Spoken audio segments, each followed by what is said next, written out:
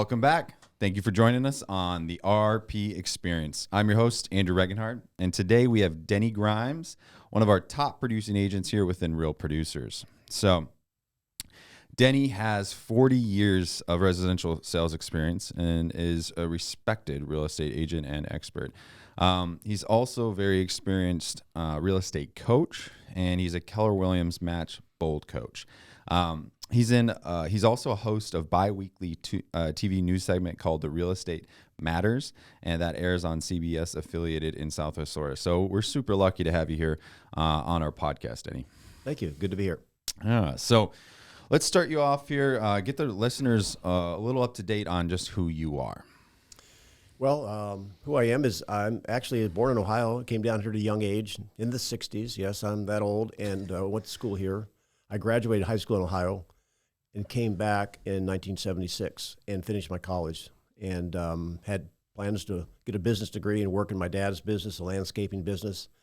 And a friend of the family, after I graduated college, a friend of the family came down. He was a part-time realtor, full-time working for Tico. He said, "Danny, I'm going to sell this piece of property and I'm going to make this pile of money." He told me how much it was. It was more money than I ever thought you could make. I said, "You can make money selling real estate?" Which I'd never even had that concept. And his name was Jack Lord, and that's why I say the Lord got me into this. They said, "Man, if you can make that kind of money," the next week I went and applied for my real estate license. So January 23rd, 1983, I became licensed. That's awesome. And that was, did you say up there or down here? Down here. Down here. Okay. And why did you come down to Florida? What was the initial push? I was 7. Okay. I didn't have a choice. Oh, you didn't have a choice. Okay. Awesome. Well, you didn't want to leave? You didn't want to go back up to the snow or anything like that? I did. I went through the rebellion years and went up there and finished my high school. And then really, what's interesting now, I've been to a number of reunions, and my hometown doesn't change. They wear the same clothes, and it's so much more progressive here. And so it was a great decision to come down here. That's so true. Being in Wisconsin, Midwest, I go back and it's like, wow, like it really has not changed, and it's still beautiful, and it's cool in its own way. But I love how innovative and constantly, the culture, the areas are changing down here. It's impressive. So, speaking of a lot of change, there's a big elephant in the room because we just had a massive hurricane, right? Hurricane Ian. And it's been extremely devastating. And one of the things that we want to talk about today and get your opinion on is just the evolution of what's going to happen kind of next, but also what's happened in the past. With your experience of real estate, especially down here in Southwest Florida, let's kind of get everyone up to speed on the progression of different current events and quote unquote pandemics or downturns we've had over the last 30 years. Yeah, sure. Well, I mean, there's things that have happened in the real estate market in my tenure of 40 years, obviously, in no particular order. I mean, there's been a number of hurricanes Florida's had, and it's not stopped its growth, right? We've had a Gulf oil spill. We've had 9/11. We've had some recessions. There's been all kinds of disruptions in the economy. And there's always, in real estate, as a major purchase, there's always a level of uncertainty. And when we have these catastrophic events, whether it be man-made or acts of God, the level of uncertainty goes up. And what's interesting is the value of a professional real estate agent, our stock goes up the higher the uncertainty goes. Because people typically, when uncertainty gets to a certain level, Andrew, they have fear. Mm-hmm. And fear is a very terrible advisor. Mm-hmm. And so when you have a tummy ache, you may go to WebMD. However, if you got something serious, you're going to go to a medical professional. Correct. So from the real estate perspective, people right now have a lot of questions of what's going to happen next. I mean, we had those questions going on even before Ian because we started to see the market slow. Everyone was talking about a market shift. What's interesting, no one's talking about a shift in Southwest Florida anymore. They're talking about recovery. Mm-hmm. Mm-hmm. How does it though, like to someone, and this is actually me as well, someone that moved here because we have such an influx of people that come down, right?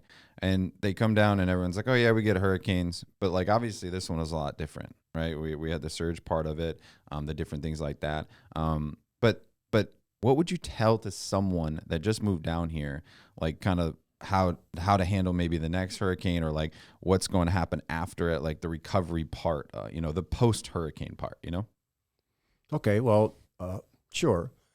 there is a lot of people, and you can tell where people are focused by their conversation. So if they're talking about the storm, they're still focused backwards. Mm-hmm. Now there's going to be a healing, and they have to get out of the shell shockness of that. Right. I'm doing my best to get my clientele, my team focused forward on not the rubble, but the rebuilding. Correct. And it takes, obviously there's people lost their lives, they lost their property, and they have every right to kind of get through that. Mm-hmm. However, when you look at what's going to happen in our area, and I heard today coming down here that I guess they've already opened the Sandoval Causeway, Right. and we're 3 weeks, 1 day after the storm. I thought it would literally be 8-10 months before they could do that. Yeah. And so what's happened is that every day that goes by, when I drive down my street, and I live in an area of Gateway, which is by the international airport, so we didn't have the surge, we just had a lot of debris. Every day it looks better. It's kind of like, after surgery, every day you get a little healthier, and then your mental attitude changes. So what happens is there's, first of all, shock, and you can't believe it's happened. And sooner or later, you have to then deal with, okay, your head literally turns from backwards to forward. Right. And the sooner we do that from our profession, the sooner we can help people. Because I learned as a teenager, my car didn't start very often, is you can't start a car with a dead battery. I mean, you can't jump someone else if your battery's dead. Yeah. That's why these new cars that shut off at red lights, they freak me out. So I always turn that little function off. I know. I hate the auto start thing. And you can't turn them off like permanently. Oh, you can't? Oh, really? Well, every time I get it, I turn it off because it freaks me out. I know. That's why I'm like, I wish there was a button to like permanently turn it off. Now you weren't affected directly, right? You were okay through the storm? Affected, well, no, just debris. I mean, my daughter who lives close to me, she lost her screen enclosure, and we had minor structural damage. Okay. However, other than being inland and having a higher elevation, and people say, well, man, it's nice to be 20 miles from the beach. No, it's not 20 miles, it's 20 feet. It's every foot matters. Look around, though. I mean, I remember when Hurricane Andrew came through, and then they had the new building codes, and everyone was up in arms. Oh, they're making these houses way too strong. Well, what's standing? The new construction, that new elevation. Well, maybe FEMA had an idea of maybe raising your house wasn't such a bad idea. Right. And so the media focuses on Times Square and those other areas that just got like bulldozed because most of those areas were pre-FEMA. Right. And they're going to come back bigger and better. And however, the newer stuff, I haven't seen many pictures of, was that Margaritaville? Yeah. It's still standing, right? That's the new standards, right? And that's what we're going to see. Same thing with like Hickory, right? All the new 3-level ones. Yeah. The breakaway walls, they're destroyed, but that was quote unquote garage, right? Unlivable area, anyways. So they're fine, right? I mean, yes, it's still going to have to take a little bit, but not much. What are your thoughts with what happened with the apartment complex or the condominiums that happened in Miami, and then changing a lot of the code and kind of the standards of building? How do you think now, with such detrimental, so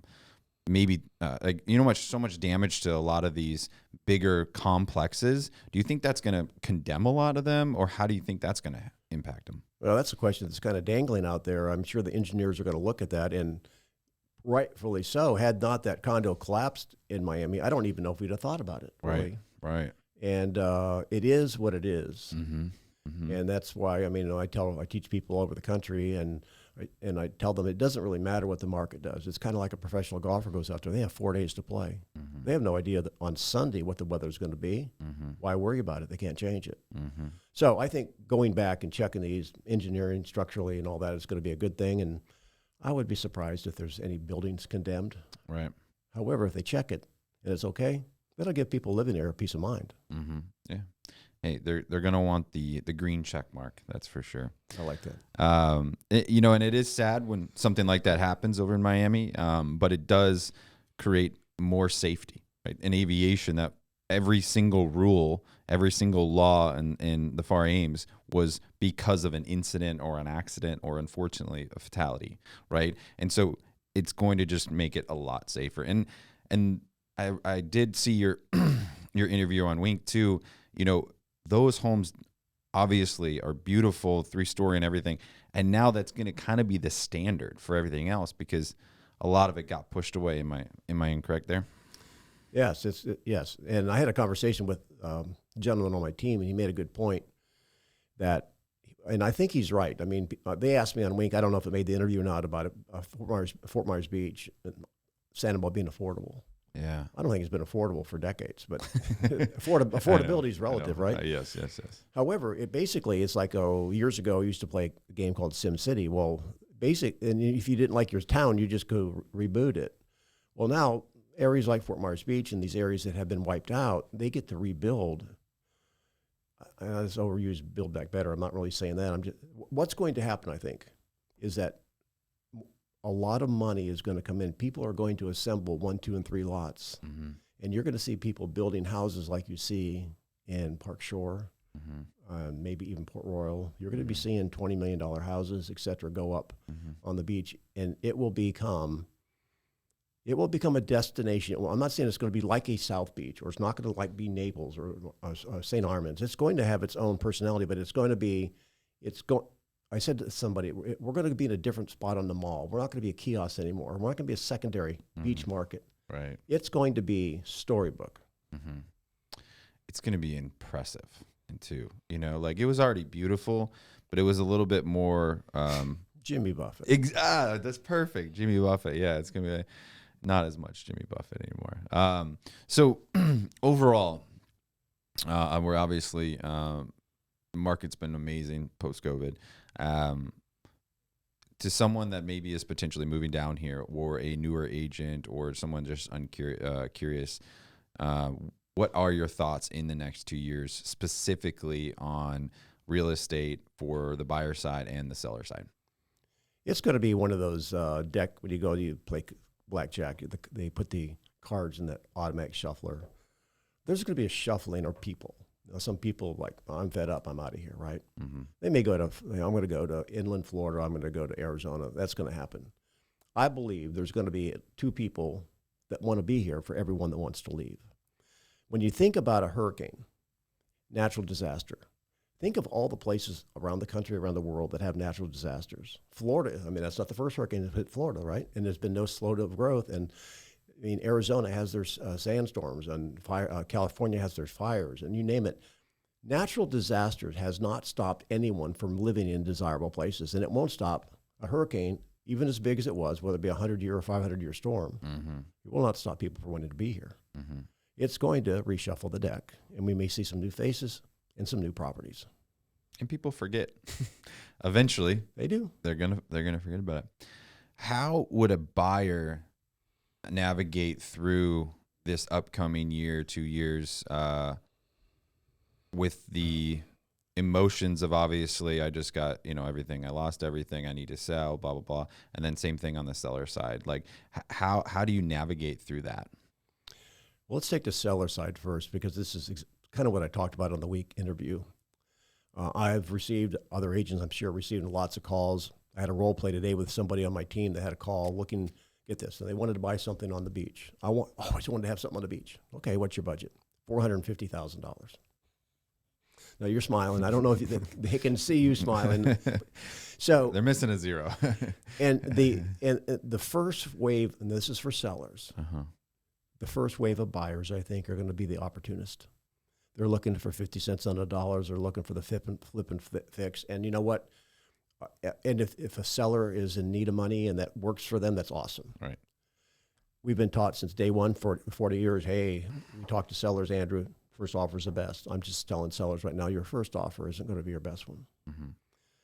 As we get less uncertainty and more things kind of settle down, I compared it to a snow globe. Once things settle down a little bit, the second wave of buyer will come in. Right now, I don't even know what things are going to sell for yet.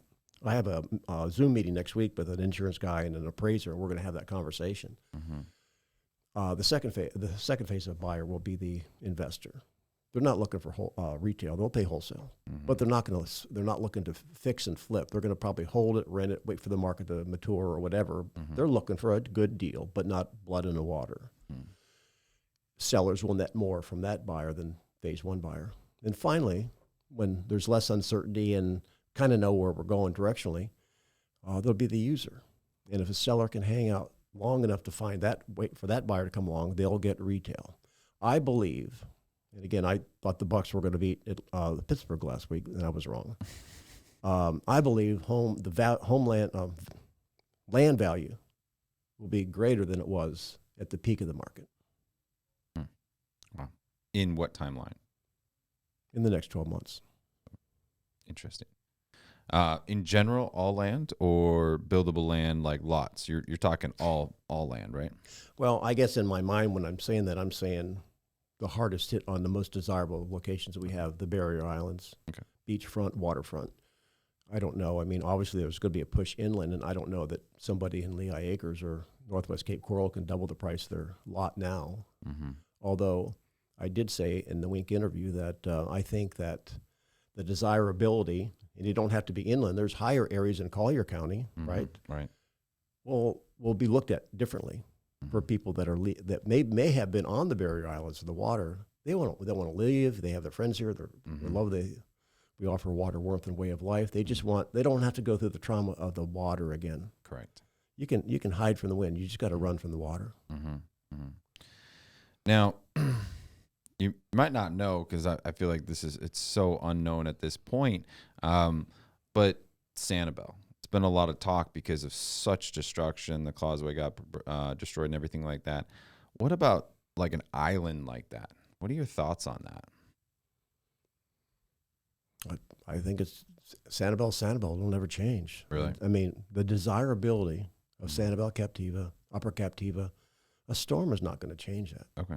So, again, I said land will be more valuable. I think people in Sanibel that have property there will get more property post-storm than they could have pre-storm. Powerful, powerful. So everyone that's scared that, got destroyed or worried, hopefully that puts the people at ease there. But I do have some bad news. I have bad news for the buyer that wants to buy beachfront for $450,000. I don't think that's going to happen. No? No. Maybe a piece of, a piece of somebody's house you can buy and then Right. put it in their pickup. The rubbish on the other side of the road that got blown away. Yeah. Now, how do you think that's going to directly impact this season? Well, that's a very interesting question because all right, so we were just talking before we went live here about the traffic. I mean, there's a lot of people here, and it could be people here that are working, like we said, or they're here to check on their property, although they can't live in it. I think I don't know. I feel the people that are going to suffer the most are probably the service industries, the restaurants, the hotels. I mean, where do you stay on Sanibel? I mean, you're not going to the Bubble Room soon, right? Or Fort Myers Beach. However, I think there's going to be a lot of eyeballs looking at and checking us out, probably shopping online. We won't have the same residents here. However, I think we're going to have more eyeballs on our marketplace. The people that will suffer will be the people that have businesses that rely on tourism. Where are they going to stay? Yeah. There's nowhere, no hotels. There's nothing. So I think the season will look different. Although I don't think it's going to affect the real estate market negatively because people have been shopping online for a decade, right? Mm-hmm. And I get calls. I mean, all the time, people are asking about. They're looking. Phase one buyers are already looking.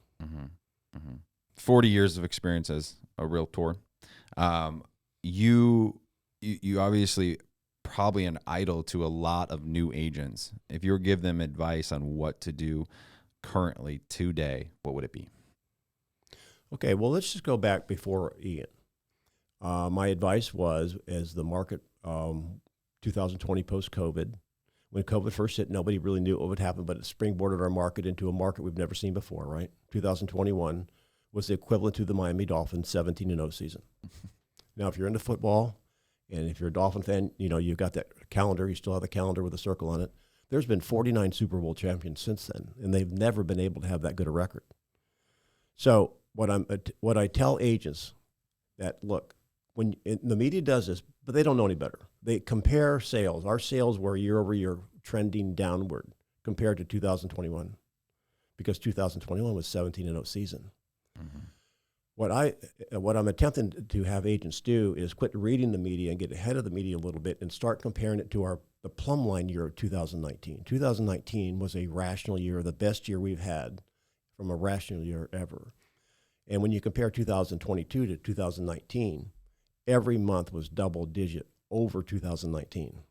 So what I was telling the agents, because they were all, weeping and gnashing of teeth, is that our market was slowing to rational. Mm-hmm. Drive down I-75, you're doing 95. A lot of your agents have these fancy cars that I can't even pronounce, right? And they're going 105. And they get warning there's a patrolman up ahead. What you'll slow down to is this 70 or 80. It feels like you're standing still. Mm-hmm. That's where the market was going before Ian. It was slowing.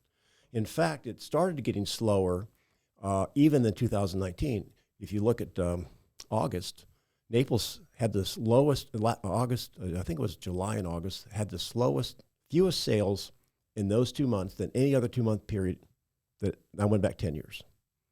So the market was already slowing. Right. So my advice to those guys, any agent, new or old, is the fact that you're going to have to get closer to your customer, because if the market is going to go down, if you want to maintain your income, you're going to have to do more, do something different, talk to more people.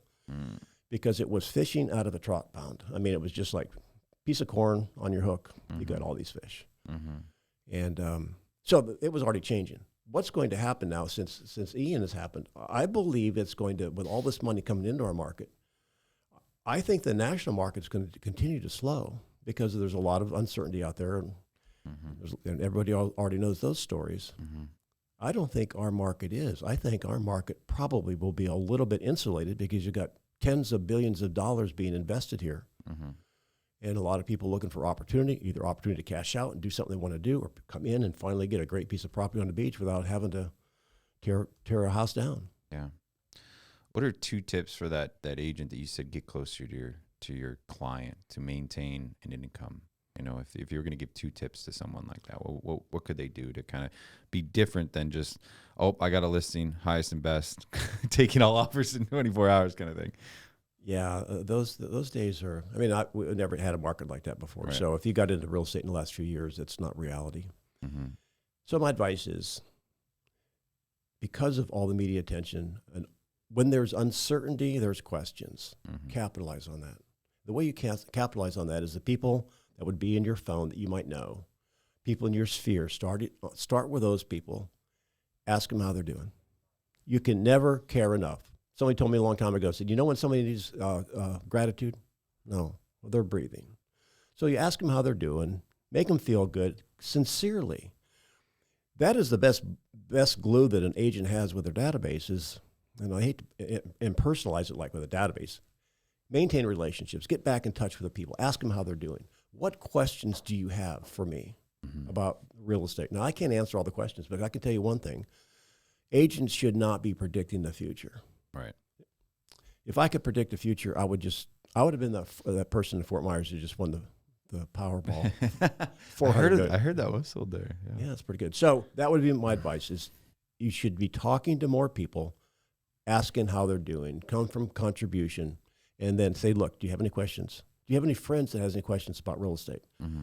I can tell you, just came back last night from teaching in Michigan. People all over the place are asking what's going on. Right now, around the country, around our feeder markets, people are wanting to know what's going to happen next. Plug yourself in and be that source that you can tell them, hey, well, here's what we're doing. Here's another thing they should be doing. The media only shows the devastation. Take some pictures of some awesome neighborhoods that are in newer construction, that are maybe a little bit higher up in your areas. Look, the wind can't get us. Yeah. So when we're going to change, even on the beach, the higher elevation homes like you talked about are still okay. Be that source, and you're going to go. All agents was going to happen with or without Ian.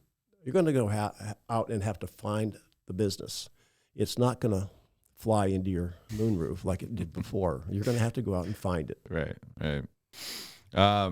When you say you care, I admire a lot of what you've been doing, post hurricane and helping out. You have a box truck, and I know a lot of people have been using that and helping out with supplies. We've been doing some things, and that's actually one of the things that when people listen to this should be seeing the latest issue. We did not want to show just tons of destruction. We wanted to show how the community's coming together. I think that's one of the beautiful things that did come out of this, right? Is you show how strong, how much people actually do care, give back, help their neighbor, those kind of things. So what are some things that people can do Not immediate. You know, I think people have the water and the food, right? Like it's not that they're needing. They're needing the other stuff and whatnot. So, you know, post Hurricane Ian, if someone does, you know, a month later and someone wants to help out, what do you think they could do to help? Well, one of the things I think, you know, particularly put yourself in the shoes of maybe somebody who has a second home here. They don't live here a lot. Maybe they're a relatively new resident.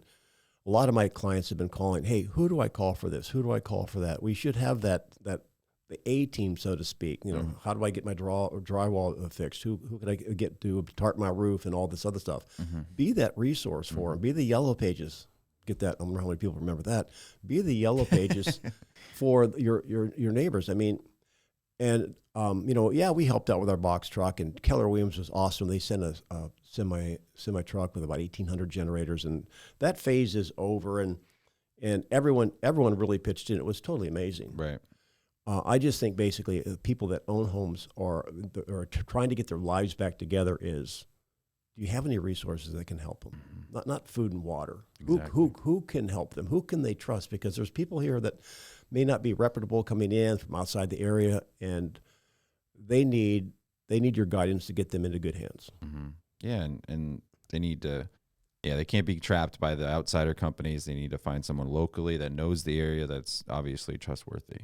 You know, and that's selfish plug here. Obviously, that's where Real Producers can help out too. We have obviously a lot of amazing vendors that come recommended from top producing agents. So, yeah, giving people the resources is super important. So, well, Denny, if you can't even believe it, we're already out of time here. But wow, that was a lot of information. I know a lot of people appreciate that, and definitely you're gonna have to digest most of it. So great stuff. I can't thank you enough, Denny, for coming on the podcast today. We really appreciate it, and spreading a lot of knowledge to buyers, sellers, and other realtors as well. It was a pleasure. Awesome. So as always, RP Experience is extremely thrilled to have you here. We're here in VentureX Podcast Studio. Don't forget to like, subscribe, and stay tuned for the next episode. See you guys.